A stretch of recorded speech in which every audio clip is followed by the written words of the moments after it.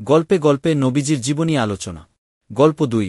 হজরতে Abdul Muttalib স্বপ্নে সুসংবাদ পেলেন। হযরতে আব্দুল মুত্তালিব বলেন, আমি হাতিমি কাবায় ঘুমাচ্ছিলাম। আমি স্বপ্নে দেখছিলাম এক বিরাটাকার বৃক্ষ জমিন থেকে প্রকাশ পাচ্ছে। দেখতে দেখতে সেটা বেড়ে উঠছে। সেটার শাখাগুলো আসমানকে স্পর্শ করল, আর প্রস্থপ্রাচ্য ও পাশ্চাত্যের প্রসার লাভ করল। সেটার পাতাগুলো সূর্যের চেয়েও বেশি চমকাচ্ছিল।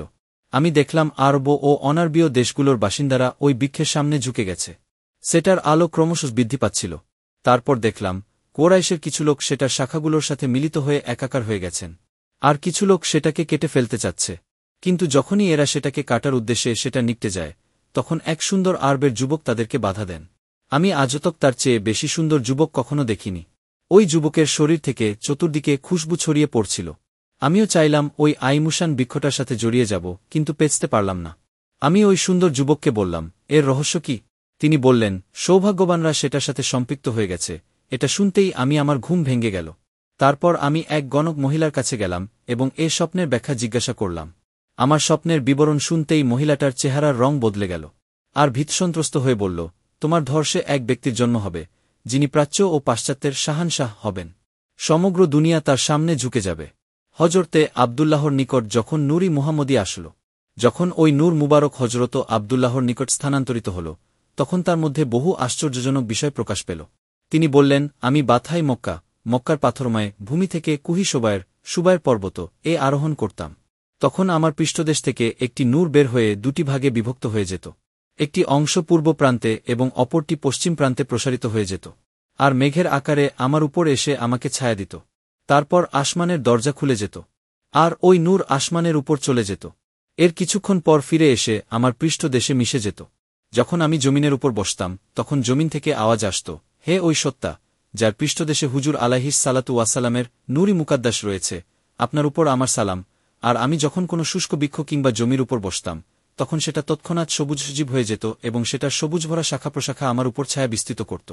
আমি যখন লাত, ওজ্জা ও অন্যান্য বোধপ্রতিমার পাশ দিয়ে যেতাম, তখন বোধগুলো চিৎকার আরম্ভ করত, আর বলত, আপনি আমাদের নিকট থেকে দূরে চলে যান। আপনার মধ্যে ওই পবিত্র বস্তু রয়েছে, যার হাতে আমাদের ও দুনিয়ায় সমস্ত বোধপ্রতিমা ধ্বংস হবে।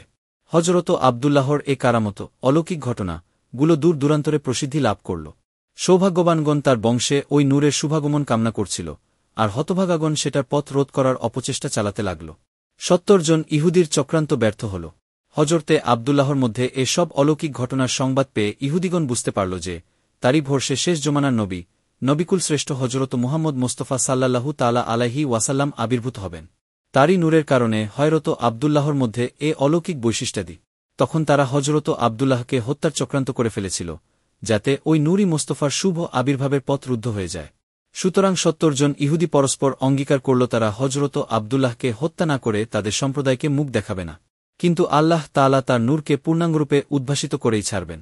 সুতরাং ওই ইহুদির দল এক উদ্দেশ্যে মক্কা মুকাররমায় আসল আর সুযোগের সন্ধান করছিল। একদিন হজরত আবদুল্লাহ শিকার করার উদ্দেশ্যে শহরের বাইরে যাচ্ছিলেন। তাকে একাকী পেয়ে ওই ৭০ জন ইহুদি তাদের বিস্মাখা ধারাল তরবারি নিয়ে তার উপর হামলা করার জন্য এগিয়ে গেল। কিন্তু এক রংবেরঙের পোশাকধারী অশ্বারোহী সৈন্যদল হঠাৎ আসমান থেকে নেমে আসল এবং দেখতে দেখতে তারা ওই ইহুদির দলকে শেষ করে দিল। ঘটনাচক্রে হজরত ওয়াহাব ইবনে আবদে মানাফ কিছু দূর থেকে এ ঘটনা স্বচক্ষে প্রত্যক্ষ করেছেন। এ কারামাত দেখে তিনি মনে মনে পাকা সিদ্ধান্ত নিলেন যে তিনি তার মহিয়সী কন্যা হজরত আমেনাকে হজরত আবদুল্লাহর সাথে বিবাহ দেবেন।